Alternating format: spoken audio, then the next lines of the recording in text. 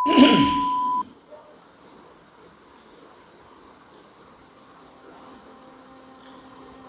मंगलमय पूजनीय संत समाज, सम्माननीय सत्संग प्रेमी भक्त सज्जनों,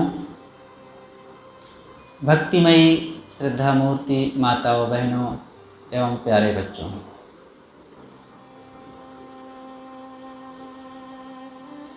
हर इंसान सुखी होना चाहता है और कोई चीज़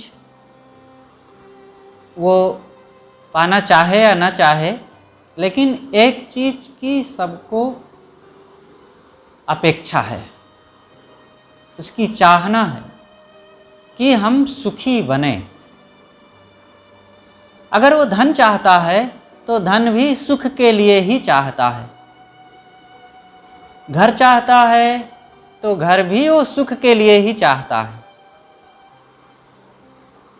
पुत्र चाहता है, पत्नी चाहता है और खेत जमीन गाड़ी पद अधिकार चाहता है, तो वह भी सब सुख के लिए ही चाहता है। जिस दिन उसे पता चल जाए कि इन सब से सुख नहीं मिलेगा तो उनको छोड़ने के लिए तैयार हो जाता है, धन को छोड़ देता है, घर को छोड़ देता है। अब इस घर में रहना उचित नहीं है, वो घर को छोड़ देता है, नौकरी को छोड़ देता है, यहाँ तक कि पुत्र को माता पिता को छोड़ देता है, पत्नी और पति को छोड़ देता है। क्यों? क्योंकि सुख पसंद है। सुख में कोई चीज आड़े आएगा तो उसको छोड़ देगा व्यक्ति, ये बात निश्चित है। तो सबसे ज्यादा प्रिय क्या है? घर की धन की, पुत्र की, पत्नी की, पति की, पद अधिकार, रुपए, सबसे ज्यादा प्रिय है सुख। सुख किसके लिए चाहिए? अब यह भी ध्यान देना है, सुख किसके लिए चाहते हैं? हम घर के लिए सुख चाहते हैं, हमें सुख मिले ताकि घर अच्छा हो जाए? नहीं, अपने लिए चाहते हैं, अपने लिए सब कुछ करते हैं। कोई भी व्यक्ति धन के लिए धन नहीं कमाता है। क्यों? धन हम इसलिए कमा रहे हैं कि धन खूब हो जाए और धन को आनंद आ जाए।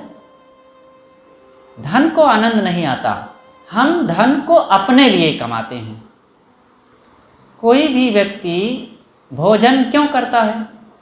भोजन इसलिए करते हैं कि हमको आनंद आए। भोजन के लिए भोजन नहीं किया जाता कि हमें पाकर के भोजन को आनंद आ जाएगा।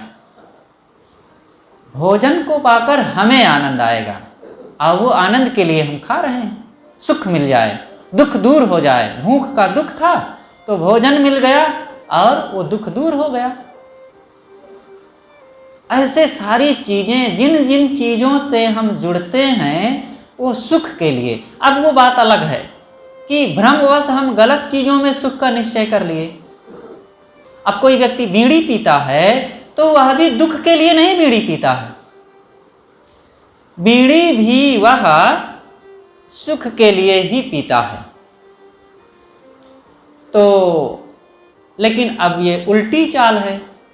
अब बीड़ी पी करके, तंबाकू खा करके और दुख पाता है।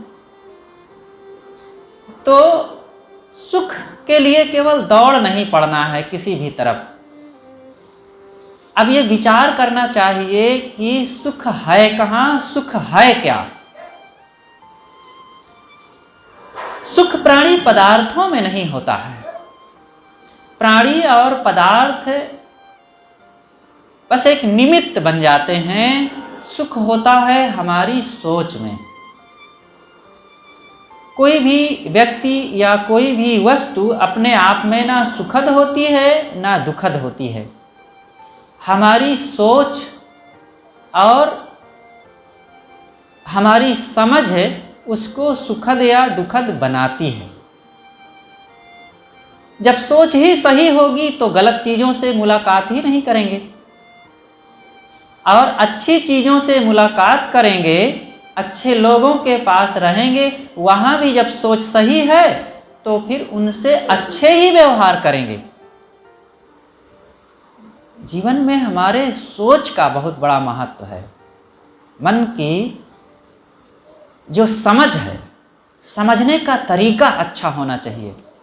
ज़्यादा बच्चे ना पढ़ पावें कोई बात नहीं, उनकी समझ अच्छी होनी। समझ और विद्या प्रतिभा में अंतर होता है।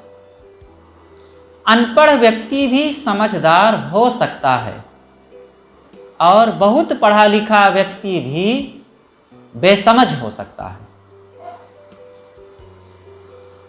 पढ़ना लिखना नहीं जानता है जिसे अनपढ़ कहते हैं, वो अंग्रेजी हिंदी संस्कृत नहीं जानेगा और भी किसी पुस्तक को नहीं पढ़ पाएगा और अच्छी भाषा में बोल नहीं पाएगा, देहाती में बोलेगा, छत्तीसगढ़ी में बोलेगा। लेकिन उसकी भाषा भले अलवा जलवा हो, लेकिन उसकी समझ अगर अच्छी है तो उसके विचार बहुत अच्छे होंगे। सदगुरु अभिलाष साहब जी से एक बार सदगुरु विशाल साहब जी ने कहा था, व्यक्ति का भक्तिमान होना, भावना वाला होना बड़ी बात नहीं है, जितना कि समझदार होना बड़ी बात है।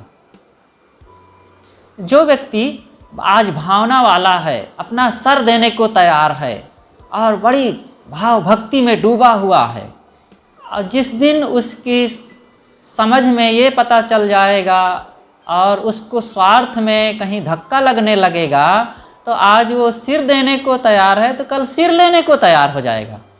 क्योंकि भावना वाला व्यक्ति उतना ठोस नहीं होता, लेकिन जो समझदार है तो वो स्वार्थ में नहीं पड़ता, वो समझदारी अपनाता है, सत्य को देखता है, हित अहित को देखता है और अगले के महत्व को समझता है, अपने समय और जीवन के महत्व को समझता है।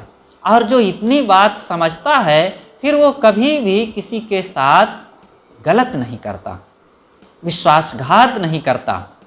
भले उसकी भावना कम है, वो आएगा तो बस नमस्ते करके एक बार बैठ जाएगा, बहुत तरह बार बंदगी नहीं करेगा। हो सकता है कि वो ये सब जानता भी ना हो, लेकिन समझदार है तो वो धीरे धीरे यह भी सीख लेगा, नहीं सीखेगा, लेकिन वो कभी अन्यथा नहीं करता। ऐसे ही घर परिवार की बात है, पति पत्नी की बात है, बाल बच्चों की बात है कि जहाँ समझदारी है वहाँ पर संबंधों में स्थिरता होती है, और जहाँ समझदारी नहीं है तो वहाँ पर कब कौन सा संबंध कांच की तरह टूट जाए कह नहीं सकते। इसलिए जो जहाँ हैं सबको अपनी अपनी समझ को शुद्ध करते रहना चाहिए और अच्छी करते रहना चाहिए। अब ये समझ की मजबूती कहाँ से आती है? सबको ये सोचना चाहिए कि जब यही महत्वपूर्ण है तो ये अच्छी समझ बनेगी कैसे? अच्छी समझ बनती है अच्छे लोगों की संगति से, अच्छे ग्रंथों के अध्ययन से और अच्छे कर्म करने से। लेकिन ये सब तब होगा जब बुराइयों का त्याग होगा। दो काम करने पड़ते हैं किसी एक सफलता के लिए। जैसे ये घर बनाना था जब, तो पहले पुराने वाले को बिगाड़ना पड़ा, बिगाड़ करके पूरी तरह से ज़मीन को ठीक किया गया। एक काम ये हुआ, तब नया काम, नए मकान का निर्माण शुरू हुआ। इसी तरह हमारी जिंदगी भी है। सारे निर्माण और विनाश के, सारे सृजन के, सारे उत्थान के नियम एक ही होते हैं। चाहे व्यक्तित्व का निर्माण हो और चाहे परिवार का निर्माण हो और चाहे शांति सदाचार का निर्माण हो, सबका नियम एक है। और नियम सबके लिए समान होता है। किसी के लिए ऐसा नियम है, किसी के लिए वैसा नियम हो जाए, ऐसा नहीं होता। प्रकृति के नियम और कारणकारी व्यवस्था के नियम, मन के नियम, शांति प्राप्ति के नियम, सबके एक समान होते हैं। तो शांति सबको चाहिए, तो शांति अगर चाहिए तो फिर हमें उन कर्मों को करना चाहिए। जैसे कोई व्यक्ति डॉक्टर बनना चाहे तो डॉक्टर बनने के लिए क्या शर्त है? वकील के पास बैठे तब डॉक्टर बन जाएगा? किसानों के पास बैठे तो डॉक्टर बन जाएगा? नहीं बनेगा। डॉक्टर बनने के लिए डॉक्टरों के पास बैठना उठना पड़ेगा, उनका काम करना पड़ेगा, उन डॉक्टरी संबंधी पुस्तक पढ़ना पड़ेगा और डॉक्टरों के पास रह कर के प्रैक्टिस करना पड़ेगा, उनकी बातें सुनना पड़ेगा। बस ऐसे ही हमारे जीवन में परमार्थ की भी बात है। परमार्थ का मतलब कोई अजूबी चीज़ नहीं समझ लेना चाहिए, अरे हमें क्या ज़रूरत है परमार्थ की। परमार्थ सबके लिए ज़रूरी है। परमार्थ का मतलब ही होता है परम धन अर्थ। परम माने श्रेष्ठ, अर्थ माने प्रयोजन। श्रेष्ठ प्रयोजन जहाँ से हो वही है परमार्थ। हमारा श्रेष्ठ प्रयोजन किन बातों से है? सुखी होने से। हर इंसान सुख चाहता है, ये सबसे बड़ा हमारा स्वार्थ है। तो हमें भी परमार्थिक कार्य करना चाहिए, परमार्थ दृष्टि अपनानी चाहिए और ऐसी संगति अपनानी चाहिए। तो हर इंसान को इन चीज़ों में उन्नति करना चाहिए और ऐसे कर्म, ऐसे स्वभाव, ऐसे सद्गुणों को अपना करके हमें अपने जीवन में शांति की कमाई, संयम सदाचार की कमाई और सद्कर्मों के पथ पर चल करके हमें सारे इन दुखों को मिटा करके आत्म शांति की दिशा में आगे बढ़ने की ज़रूरत है। इसलिए हम सबको इन बातों पर ध्यान देना चाहिए कि हमारे क्या कर्तव्य हैं, किन कर्मों के करने से मन को शांति मिलती है और किस पथ पर चल करके हमारे दुख मिटेंगे। इन बातों को सोचना और इन कर्मों को करना और इन ख्यालों को अपना करके सतपथ पर लगे रहना, इसकी बड़ी ज़रूरत है। तो मैं कह रहा था कि हर इंसान को सुखी होना ये बहुत ज़रूरी है और सुख तब होंगे, सुख तब हमें मिलेगा जब हम ऐसे सद्कर्म, ऐसे विचार को अपनाएंगे, तभी हमारे जीवन में शांति की प्राप्ति हो सकती है, तभी जीवन हमारा खुशहाल हो सकता है। तो चाहे जितना बाहर की कमाई कर लें, लेकिन संयम सदाचार की कमाई के बिना सब हमारा किया कराया अधूरा ही रह जाता है।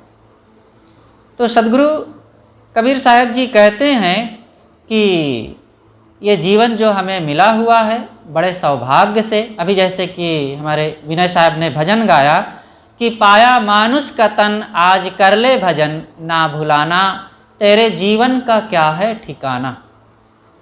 बड़े सौभाग्य से ऐसा सुंदर मानव जीवन मिला है और इतना बढ़िया ये सुअवसर मिला हुआ है, प्रकृति का खुला प्रांगण मिला हुआ है, शरीर का स्वास्थ्य मिला हुआ है और हाथ पैर आँख नाक कान ये सुंदर अंग सब मिले हुए हैं। तो इन सब उपलब्धियों को पाकर के हमें इनका सदुपयोग करना चाहिए। थोड़े दिन का मौका है,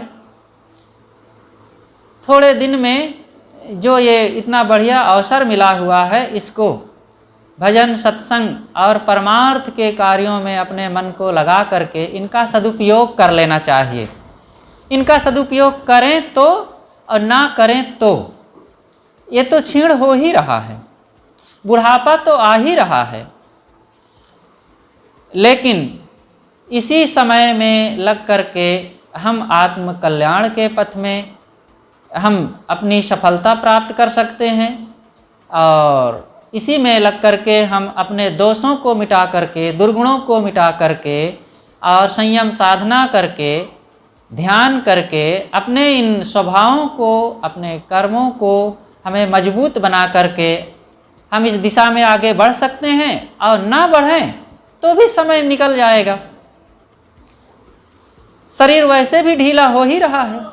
चाहे तो हम इन्हीं अवसरों में ऐसे बढ़िया मौका जो मिला हुआ है इसको हम लाभ ले लें और चाहे तो बस यूं ही इसको खाते पीते सोते जागते और बिता दें समय को।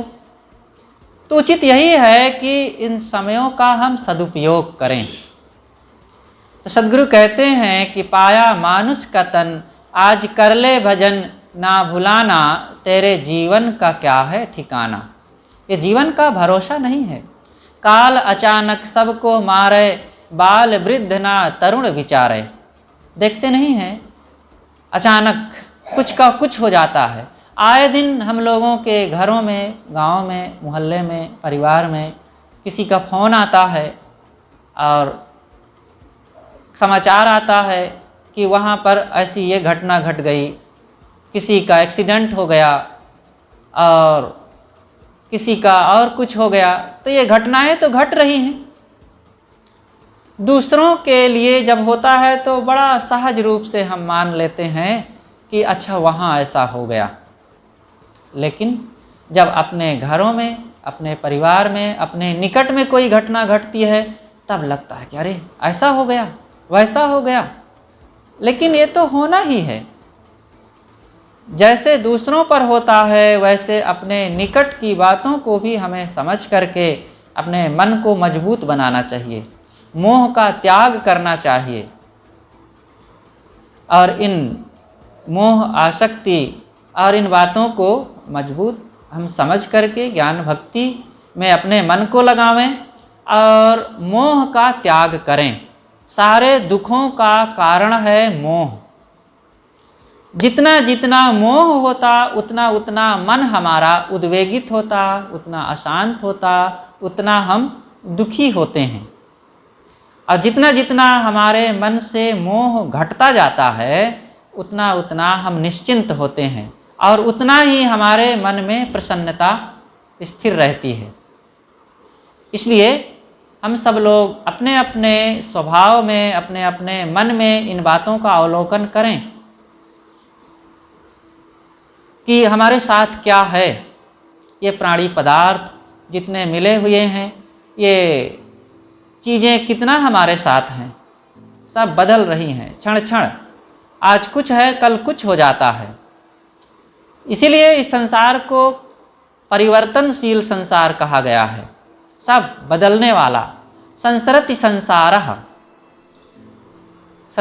संसरण करने वाला। यहाँ कुछ एक रूप होता नहीं है।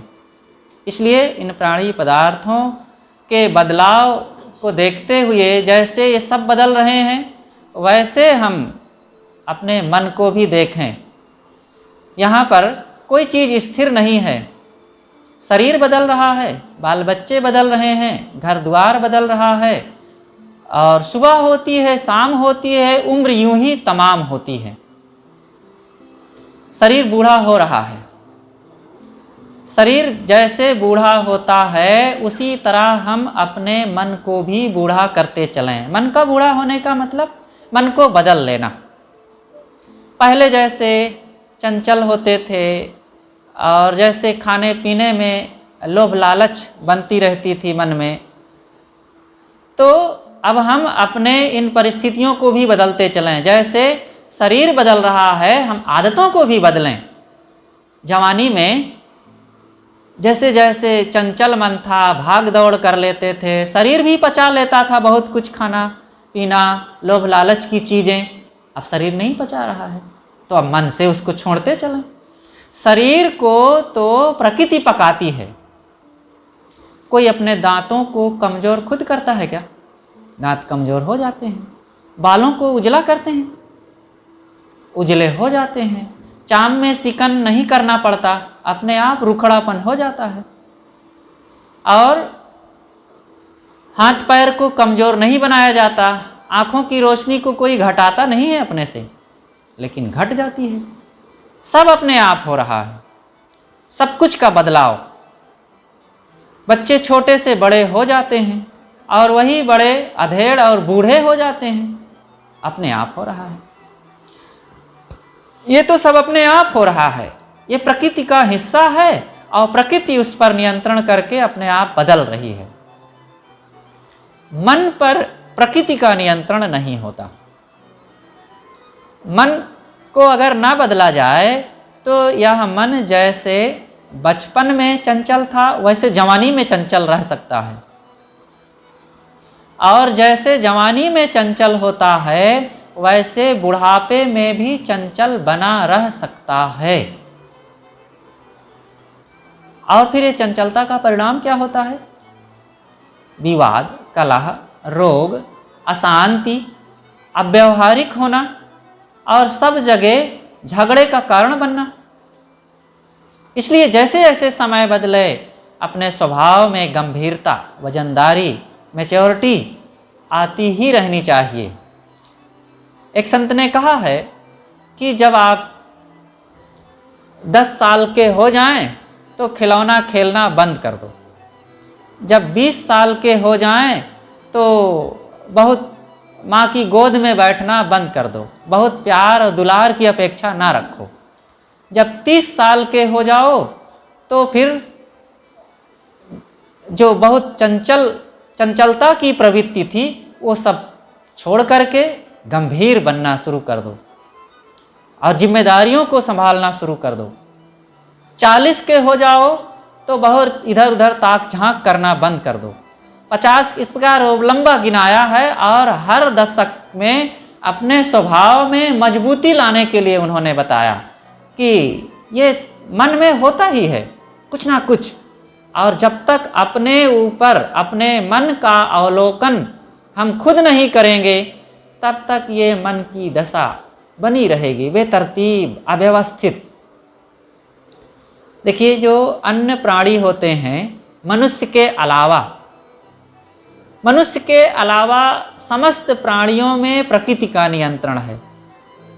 उनके खान पान में भी, उनके प्रजनन में भी, रहने बसने में भी और भागदौड़ में भी, सब में प्रकृति का नियंत्रण है। मनुष्य के जीवन में प्रकृति का नियंत्रण नहीं है। मानव तन में मन की विशेषता, मन की यहाँ विशेषता है। और किसी विद्वान ने कहा है, मनो मनुष्याणाम कारणम बंध मोक्षयो, मन ही मनुष्य के बंधन और मोक्ष का कारण है। और सदगुरु कबीर ने कहा है कि मानुष तेरा गुण बड़ा, मांस न आवे काज, हाड़ न होते आभरण, त्वचा न बाजन बाज। मनुष्य की विशेषता किन बातों से है? उसके धन से नहीं, उसके घर से नहीं, और उसके सौंदर्य से भी नहीं। मनुष्य की विशेषता उसके गुणों से होती है। हर मनुष्य को अपने गुणों को महान बनाना चाहिए।